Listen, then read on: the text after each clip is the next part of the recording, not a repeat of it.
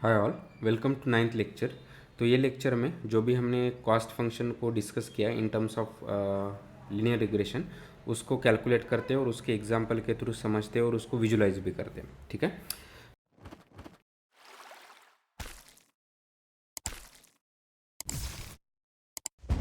So let's get started. तो सबसे पहले अभी तक हमने ये चीज़ें देखी है। ठीक है। तो हमारा लीनियर रिग्रेशन का मॉडल क्या है? Straight line. और इसका इक्वेशन या हाइपोथेसिस फंक्शन क्या रहेगा? इस तरह से W X plus B, right. तो जहाँ पे डब्ल्यू एंड बी पैरामीटर्स है जिनको हम कोएफिशिएंट्स भी कहते हैं। ठीक है। और फिर हमने देखा कि कौन सा लाइन हमारे गिवन डेटा को बेस्ट फिट करता है, वो हम कैलकुलेट कर सकते हैं यूजिंग कॉस्ट फंक्शन। और लीनियर रिग्रेशन में जो कॉमनली यूज कॉस्ट फंक्शन होता है वो है सम ऑफ स्क्वायर्ड एरर। ठीक है। और फिर इसका इक्वेशन ये था कि आपका प्रेडिक्टेड वैल्यू माइनस आपका एक्चुअल वैल्यू, उनका स्क्वायर, वो पर्टिकुलर इनपुट के लिए, इनपुट डेटा पॉइंट के लिए, और फिर हम इसको सम करेंगे सभी आपके ट्रेनिंग डेटा सेट पे और फिर एवरेज करेंगे विथ 2m, राइट। तो ये हमारा कॉस्ट फंक्शन था। तो अभी हमारा गोल क्या होगा, या लर्निंग एल्गोरिदम का गोल क्या होता है कि ये कॉस्ट फंक्शन को मिनिमाइज करे। ठीक है। तो वो arbitrarily of W and B के वैल्यू के साथ स्टार्ट करेगा। ठीक है। तो उसको कुछ लाइन मिलेगा यानी मॉडल मिलेगा, फिर उसका वो कॉस्ट फंक्शन इवेल्यूएट करेगा, और वो ज़्यादा अगर है तो वो ऐसा उसको लाइन को अलाइन करने की कोशिश करेगा, या यानी डब्ल्यू एंड बी को चेंज करने की कोशिश करेगा ताकि हमारा कॉस्ट फंक्शन कम होते जाए, राइट।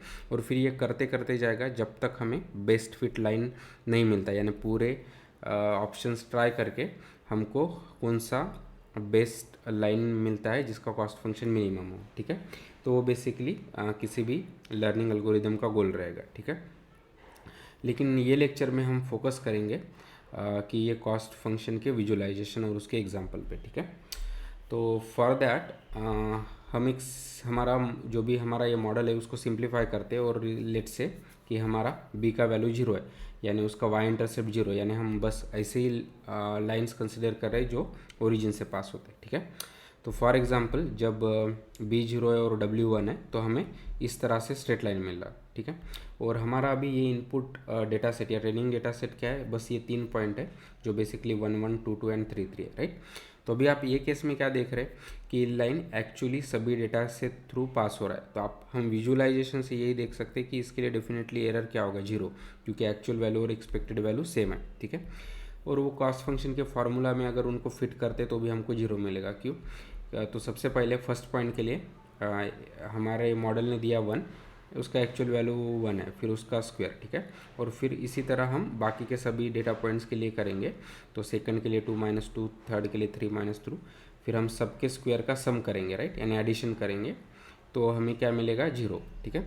लेकिन से हमारा दूसरा मॉडल है तो जहाँ पे बी जीरो है फिर से, और डब्ल्यू का वैल्यू 0.5। ठीक है। तो for same training data set हमें क्या मिलेगा? इस तरह से कोई लाइन मिलेगा, तो जो बेसिकली जो भी एक्चुअल वैल्यूज़ है उससे कम वैल्यू प्रेडिक्ट कर रहा है। और जो भी ये रेड लाइन्स है वो क्या रिप्रेजेंट करेंगे कि difference between actual value and predicted value, यानी एरर। ठीक है।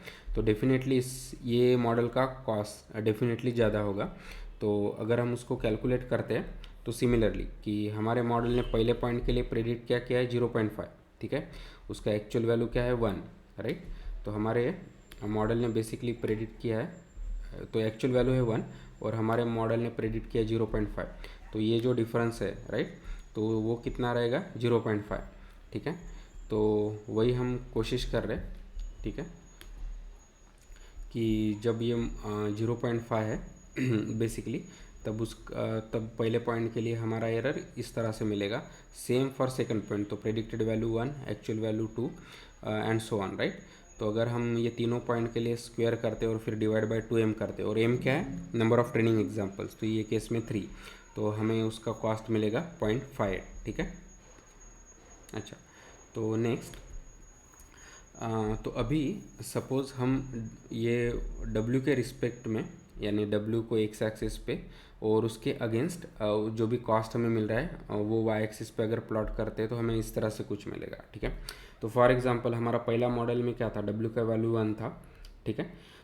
तो हमें कॉस्ट कितना मिला? जीरो, तो ये पॉइंट होगा, राइट। नेक्स्ट के लिए क्या था? हमारा W 0.5 था और कॉस्ट हमें 0.58 मिला, तो हमारा ये पॉइंट होगा। ठीक है। And so on. तो अभी हम बाकी के W के वैल्यू के लिए वही लाइन निकाल सकते हो, उसके रिलेटेड कॉस्ट फंक्शन से हमें कॉस्ट मिलेगा और हम उसको प्लॉट करेंगे, ठीक है। तो आप देखोगे तो ये हमारे कॉस्ट फंक्शन का कर्व है for different values of W, ठीक है। और इम्पोर्टेंट चीज़ टू नोट अभी के लिए कि ये हमेशा यू शेप रहेगा। तो ये बेसिकली कॉन्वेक्स फंक्शन है, यानी उसका एक ही ग्लोबल मिनिमम वैल्यू होगा, ठीक है। और जैसे हमने बात क्या की थी कि हमारे एल्गोरिदम का गोल क्या रहेगा कि बेसिकली हमें ये मिनिमम पॉसिबल वैल्यू वाला लाइन दे दे, ठीक है। तो हो सकता है उसने W&B वैल्यू यहाँ से स्टार्ट की, राइट।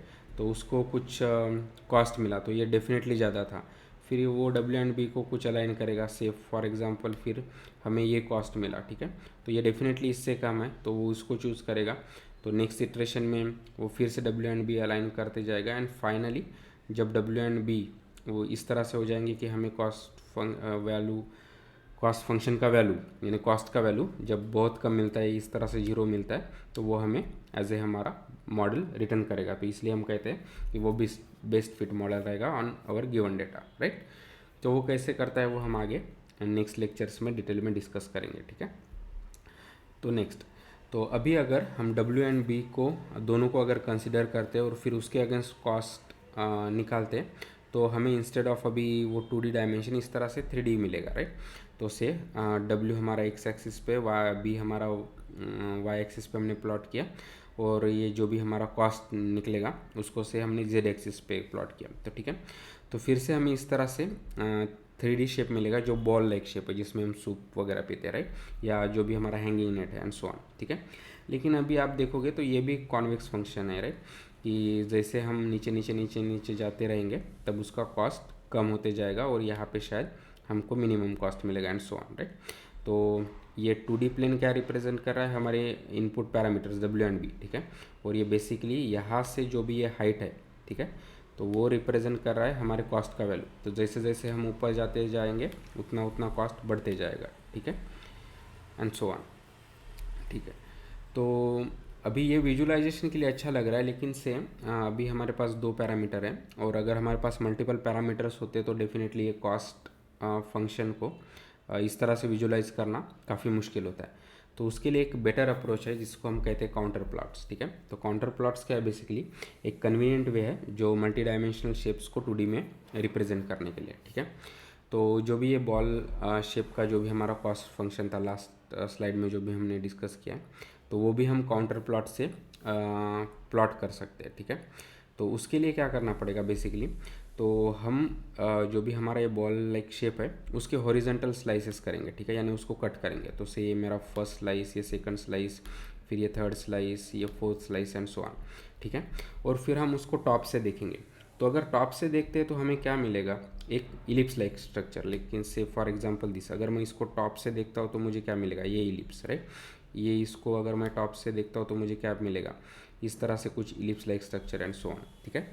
और फिर अगर जैसे हम ऊपर ऊपर बढ़ते जाएंगे तो हमें बड़े बड़े इलिप्स मिल रहे हैं इस तरह से, राइट।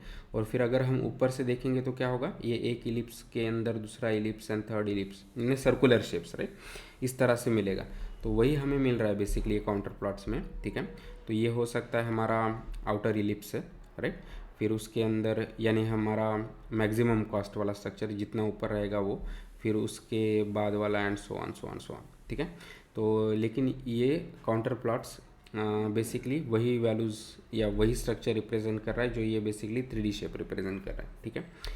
तो जैसे हम यहाँ पे भी देख पा रहे हैं, ठीक है। तो जब भी हम इसको चॉप कर रहे हैं इस तरह से, राइट, तो ये सभी पॉइंट्स क्या है जिनका हाइट यहाँ से सेम है, राइट। अगर मैंने ये चॉप कर दिया है, ठीक है, तो इन सभी पॉइंट्स का हाइट हमारे ग्राउंड से सेम है, यानी उसका मतलब क्या है कि उनका कॉस्ट सेम है, राइट। तो उसी तरह जो भी हमारा एक चॉप्ड सेक्शन है वो हमारा यहाँ पे काउंटर प्लॉट्स में क्या है, इलिप्स है, ठीक है। तो यानी वो सभी पॉइंट्स हैं जिनका कॉस्ट सेम रहेगा। तो मेरा ये इलिप्स पे से यहाँ पे हो या यहाँ पे हो मेरा पॉइंट, या से यहाँ पे हो, ठीक है, लेकिन ये सभी पॉइंट्स का हाइट यानी कॉस्ट बेसिकली सेम रहेगा, ठीक है। तो वो इम्पोर्टेंट है। और जैसे हमने बात की थी कि हमारा मिनिमम क्या है, ये वाला पॉइंट, राइट। तो ये जो भी पॉइंट है वो मिनिमम है। तो अगर यहाँ पे अगर मैं देखूँगा तो वो शायद ये रिप्रेजेंट करेगा ये वाले पॉइंट को, ठीक है। तो जहाँ पे हमारा कॉस्ट मिनिमम है या जीरो है, ठीक है। और जैसे जैसे हम उससे दूर जाते जा रहे हैं तो उसका कॉस्ट ज़्यादा है, ठीक है। तो डेफिनेटली ये पॉइंट का से अगर मैं कहता हूँ कि .1 तो उसका कॉस्ट कम रहेगा कंपेयर टू पॉइंट से ये वाला 2 है। क्यों? क्योंकि ये हमारे मिनिमम से कम है, ठीक है। तो वंस अगेन, तो ये बेसिकली जो भी इलिप्सेस है वो हमारे क्रॉस सेक्शंस है, जो भी हमारा 3D या मल्टी डायमेंशन शेप है, ठीक है। और सभी पॉइंट्स एक इलिप्स पे है, उनका सभी का कॉस्ट सेम रहेगा। और जो भी इलिप्स से यानी ये हमारे सेंटर से जितना हम दूर दूर दूर दूर जाते जा रहे हैं उतना हमारा कॉस्ट बढ़ रहा है, ठीक है।